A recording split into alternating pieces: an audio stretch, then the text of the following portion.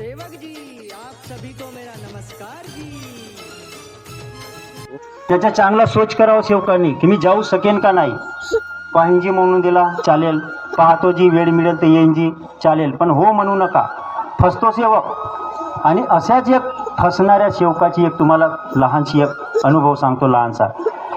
एक सेवकाचा मुलगा खूप बिमार होता आणि त्यांनी पंडा पुजारी वैद्यवाणी डॉक्टर की सगळं केलं आणि शेवटी तो बाबाच्या मार्गात आला. त्याच्या मुलाला समाधानी मिळाली आणि सेवक भुलला. कार्यक्रमाला जाणं नाही, चर्चा बैठकीला जाणे नाही. एक दोन सेवक त्याच्याकडे गेले आणि म्हणतात की बाबा रे, तू चर्चा बैठला म्हणे. मी सुखी आहो ना, कशाला येऊ म्हणे चर्चा बैठकीला. माझ्या मुलालाही समाधानी मिळाली म्हणे. जेव्हा माझ्यावर दुःख येतील म्हणे तेव्हा मी येईन म्हणे बाबाच्या कार्यक्रमाला. आता मी सुखी आहो, तोपर्यंत मी येणार नाही. अजून काही सेवक गेले 5-7. अरे बाबा तसं नाही म्हणे, बाबाची शिकवण आहे. तू सुखी आहेस, कधी तुझ्यावर दुःख येतील सांगता ये नाही. कार्य करता ये म्हणते. तो सेवक येत नाही. तो सेवक कच्चा होता, पक्का झाला. आता कार्यही कुठून बंद करणार कार्यकर्ता. त्यांनी चाय मांडला आपल्या घरी. सेवकांनी समजवला म्हणे आता अमुक तारखेला चर्चा बैठक आहे, तुम्ही याल म्हणे. मी नाही येत, मला सुख समाधानी आहे, दुःख येतील तर येईन ना. चाय पिऊन जा म्हणे. पिऊन घ्या ना, आपल्याला घरी जा. सेवकांनी मला तुझ्याच्या आम्ही चाय पियत नाही, तू बाबाचा सेवक नाही, कार्यक्रमाला येत नाही तर असेल म्हणे तू सुखी. पहा त्याच्या शब्दाची फसवणूक झाली. सेवक निघून गेले. शेतीचे काम होते त्याचे. मुलाला म्हणतो, 1-2 त्याच्याकडे होते काम करणारे, बेटा म्हणे तू जा बंडीत खत वगैरे भरून जा आणि खत वगैरे मारून म्हणे येऊन जा घराला, मी कुठून तरी येतो. आणि तो शेतीमध्ये गेला आणि खत वगैरे मारल्याच्या नंतर काय झाला, आभाळ झाला आणि बिजली काढू लागली. बाकीचे कुठंतरी झाडाखालती गेले आणि त्या मुलाला वाटला की बैल खुले होते तर म्हणे बैल बांधून देईन, नाहीतर म्हणे हे घरी जर पळाले तर मला 2 किलोमीटरपासून बैल आणून हे बंडी न्यावं लागेल.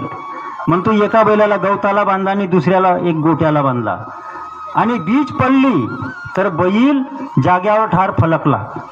आणि त्याच्या गळ्यामध्ये चैन होती चांदीची, ते पेटू लागली, हाई तिथं पडला. आणि त्यांच्या माणसांनी त्याला उठलून सीधा कुठं नेला, दवाखान्यामध्ये. डॉक्टरांनी त्याला मृत घोषित केला आणि त्याला तिकडून आणत आहे डॉक्टरकडून घराकडे. त्याचे वडील इकडून जात आहे तर लोकांना म्हणतो, दादा म्हणे ते कशाची वरात येऊन राहिली, कोण हो म्हणे. अरे म्हणे तुझ्याच तर मुलगा हो, आणून राहिलं म्हणे. काय झाला म्हणे, वीज पडली त्याच्यावर, तुझा बैलही मेला.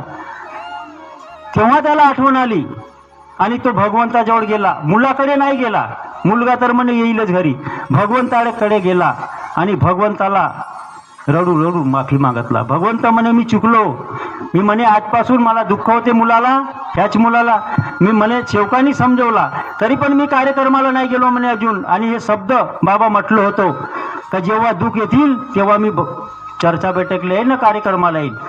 बाबा म्हणे मी चुकलो, मी आपले शब्द वापस घेत आहे. बाबा म्हणे हा मुलगा, मग त्या मुलाला घेऊन आले म्हणे इथं मांडून द्या.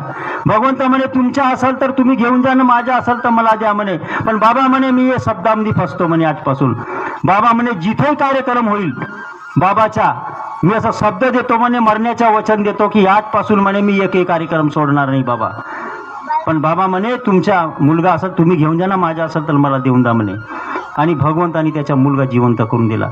आणि तो त्याच्या वडील की एकही कार्यक्रम सोडला नाही. त्यांनी स्वतः मार्गदर्शनामध्ये सांगला, दादा म्हणे मी शब्दात फसलेला हो, एकही कार्यक्रम जाऊ देत नाही. म्हणजे माझ्या कानावर जर आले म्हणे शब्द की कार्यक्रम आहे तर मी हर कार्यक्रमाला उपस्थित राहतो म्हणे. हे बाबांनी म्हणे एक दैविक शक्ती हे कार्य केलेली आहे म्हणे. मी मरेपर्यंत म्हणे कुठेही कार्यक्रम सोडणार नाही म्हणे, मी शब्दात फसलेला हो. म्हणून मी तुम्हाला आवर्जून सांगतो म्हणे की शब्द जर तुम्ही कुठं दिल्या तर त्या शब्दाची पूर्ती करा म्हणे, नाहीतर अनर्थ कार्य झाल्यासही राहणार नाही. शब्दामध्ये भगवंत आहे म्हणे. बाबांनी एका शब्दावर भगवंताला उभा केलेला आहे म्हणे. आणि बाबाचे शब्द तोडू नका म्हणे. मी तुम्हाला आवर्जून हात जोडून सांगतो म्हणे, आणि हाच खरं आहे. म्हणून सेवकांना म्हणतो की शब्द देऊ नका ना. शब्द दिले असाल तर कोणतेही कार्य असेल तर त्या शब्दाची पूर्ती करावं, आजपासून तरी करावं. नाहीतर परिस्थिती काय होईल सांगता सोय नाही.